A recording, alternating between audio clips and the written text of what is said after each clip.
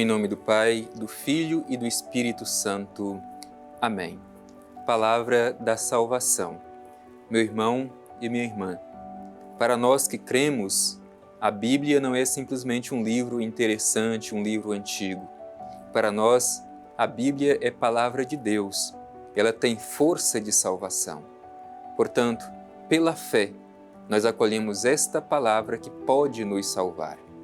E te convido, meu irmão, como todos os dias, a abrir o seu coração, abrir a sua mente, abrir os seus ouvidos para escutar. Como é importante para nós saber escutar. Muitas vezes a gente não tem esta atitude de aprender a escutar, mas é necessário ouvir o que o Senhor tem a nos dizer. Por isso vamos, com humildade, nos colocar diante do Senhor e acolher a sua palavra.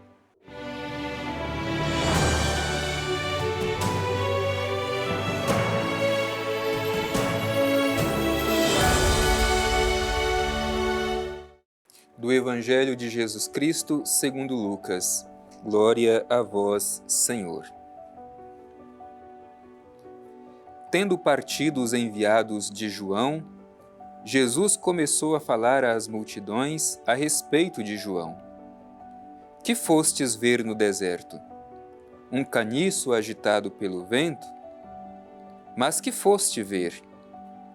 Um homem vestido com vestes finas? Ora, os que usam vestes suntuosas e vivem em delícias estão nos palácios reais. Então, que fostes ver? Um profeta? Eu vos afirmo que sim, e mais do que profeta. É dele que está escrito: Eis que eu envio meu mensageiro à tua frente. Ele preparará o teu caminho diante de ti. Digo-vos, dentre os nascidos de mulher, não há maior do que João, mas o menor no reino de Deus é maior do que ele. Todo o povo que o ouviu e os próprios publicanos proclamaram a justiça de Deus, recebendo o batismo de João.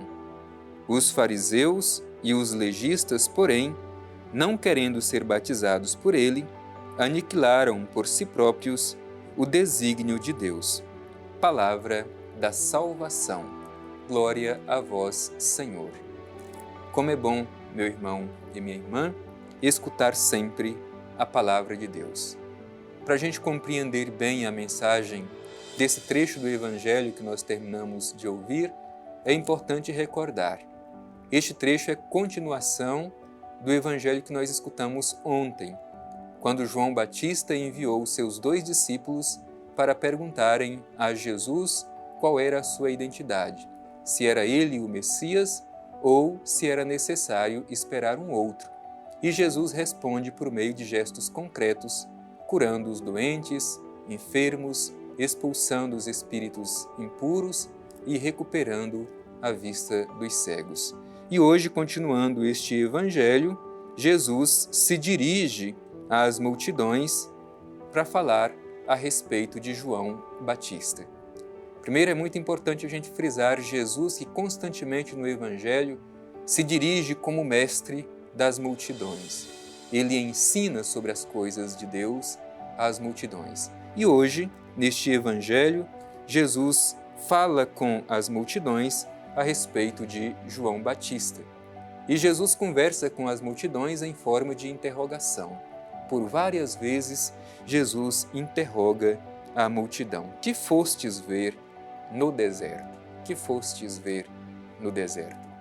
Nós já conversamos várias vezes sobre o sentido do deserto, o significado do deserto. Biblicamente, o deserto tem um símbolo muito forte. O deserto é o lugar da provação. O deserto é o lugar do limite da experiência humana.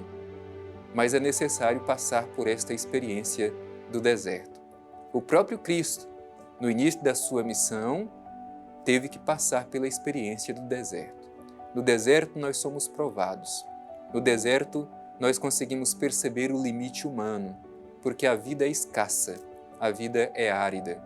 Por mais que nos esforcemos, no deserto a vida só é possível com a graça de Deus. Mas, ao mesmo tempo, o deserto também é o lugar onde nós nos encontramos verdadeiramente com o Senhor. E Jesus interroga as multidões: que fostes fazer no deserto? E aí, quase que ironicamente, Jesus continua: e vós fostes ver um caniço agitado pelo vento? E continua perguntando: fostes ver um homem vestido com vestes finas? Como terminei de dizer, o deserto é um lugar onde a vida é árida. E Jesus está perguntando: vós fostes ver um caniço? No deserto nós não poderíamos ver. O caniço é uma espécie de uma cana, de um bambu, que talvez estivesse balançando, mas no deserto a vida é árida, não encontraremos esse tipo de plantação. E ao mesmo tempo, fostes ver um homem vestido com vestes finas? Certamente não. E continua o Evangelho: os que usam vestes suntuosas e vivem em delícias estão nos palácios reais. Portanto, no deserto a gente vai encontrar um outro tipo de vida. Não a vida suntuosa e luxuosa do deserto. E, de fato, quando olhamos para João Batista no deserto, a gente vê um outro tipo de figura, totalmente contrária daquilo que são as vestes reais. É por isso que Jesus faz esta interrogação. E continua: que fostes ver? Um profeta? E aí Jesus já faz uma palavra afirmativa: eu vos afirmo que sim. E mais que um profeta, mais que um profeta. Por que que Jesus diz que João é mais que um profeta? Porque João é aquele que anuncia imediatamente a vinda do Messias. É o último dos profetas. E mais do que isso, de todos os profetas, é o único que viu com seus próprios olhos o Messias anunciado. Por isso que Jesus diz no Evangelho que ele é mais do que um profeta. E continua dizendo: é sobre ele que está escrito: eis que eu envio o meu mensageiro à tua frente, ele preparará o teu caminho diante de ti. Esse trecho é uma citação direta do livro do profeta Malaquias. Portanto, Jesus está dizendo que esta profecia de Malaquias se realizou em João Batista, porque ele veio como mensageiro para preparar o caminho do Senhor, isto é, preparar o caminho do Messias, que era ele mesmo. Por isso, João é mais do que um profeta. E depois o Evangelho nos diz algo muito interessante. Continua dizendo Jesus: digo-vos que dentre os nascidos de mulher não há um que seja maior do que João. Não há um que seja maior do que João. Por quê?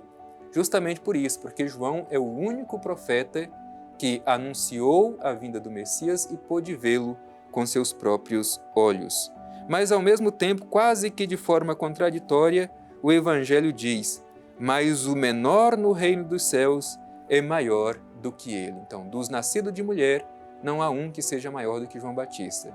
Mas no reino dos céus, ele é o menor de todos. Por quê? Porque João vem sempre mostrando a sua humildade, reconhecendo que o seu papel e a sua missão é preparar o caminho do Senhor. Aqui vale aquele princípio de que disse João Batista: importa que Cristo cresça e eu diminua. Por isso que ele é o menor no reino dos céus.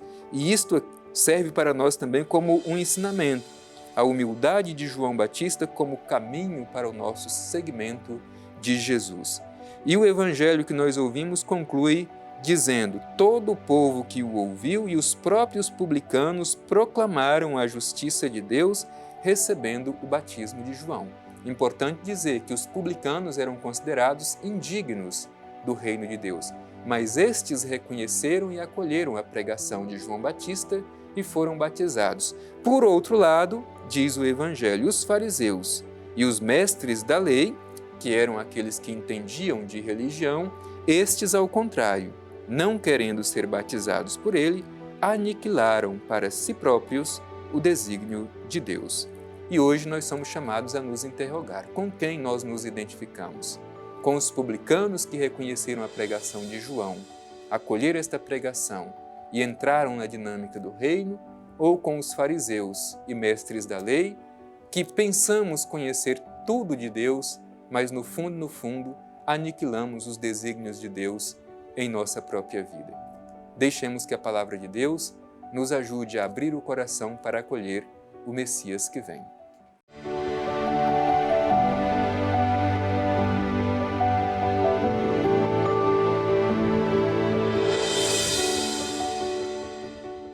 A palavra de Deus arde em nosso coração e nos leva à atitude de oração. Por isso, humildemente queremos nos dirigir ao Pai Eterno, Deus de amor e Deus de ternura, para fazer a nossa oração. Dirija também você o seu olhar ao Divino Pai Eterno e faça a sua oração confiante. Pai Eterno, nós te agradecemos por mais este encontro, onde acolhemos a palavra que tu dirigiste ao nosso coração. Te pedimos, Pai Eterno, que esta palavra cresça e frutifique em nossa vida. Te pedimos força para atravessar o deserto necessário da nossa vida. Ao mesmo tempo, Pai Eterno, te pedimos abertura de coração, como aqueles publicanos do Evangelho que acolheram a pregação de João Batista e, por isso mesmo, entraram na dinâmica do reino anunciado por ele. Te pedimos também, Pai Eterno, livra-nos da insensibilidade dos fariseus e dos mestres da lei, que pensavam ser entendidos de Deus, mas tinham um coração fechado para a pregação do anúncio da vinda do Messias, o teu Filho Jesus. Que esta palavra nos renove na esperança, na fé e no amor. Te pedimos isto, Pai Eterno, por Jesus Cristo, teu Filho, na força do Espírito Santo. Amém. O Senhor esteja convosco, Ele está no meio de nós. Abençoe-vos o Deus Todo-Poderoso, Pai, Filho e Espírito Santo. Amém.